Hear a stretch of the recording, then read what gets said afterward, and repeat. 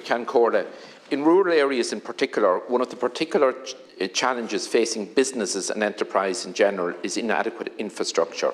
In my own constituency of Cavan Monaghan, most of our businesses are indigenous and literally homegrown. Some of those enterprises started as one-person businesses and are now international companies, with their headquarters still remaining in Cavan and Monaghan. In my area, the agri-food sector, engineering and construction products are an extremely important part of our local economy. By and large, those are bulky products, and as we do not have a rail service, all goods are transported by road.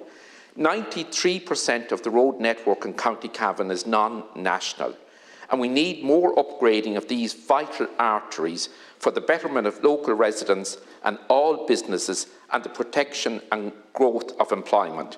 With the public finances in good health, there should be much more investment in the road network now, which will help businesses reduce costs.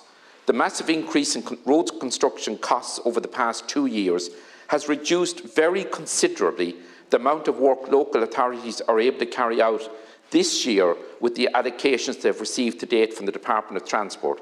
Additional investment now will prevent a further deterioration in road standards and actually save the state funding in the future. I believe, Taoiseach, that substantial additional funding should be provided in the middle of this year to local authorities towards road maintenance and road construction, particularly of the non-national road network. And we're all well aware that poor infrastructure adds additional costs to businesses which they don't need in these challenging times. Thank you, Cahirig. Deputy Brendan Smith raised the issue of additional funding for road maintenance and road restoration. It is something that Minister Donoghue and I are engaging with Minister Ryan on at the moment. We don't actually know if there will be an underspend, by the way, in the Department of Transport.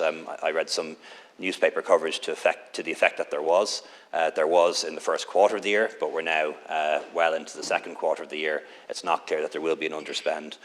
But if evidence of an underspend emerges, I certainly believe that we should reallocate funding to local and regional road maintenance and restoration, and perhaps also to the local improvement schemes.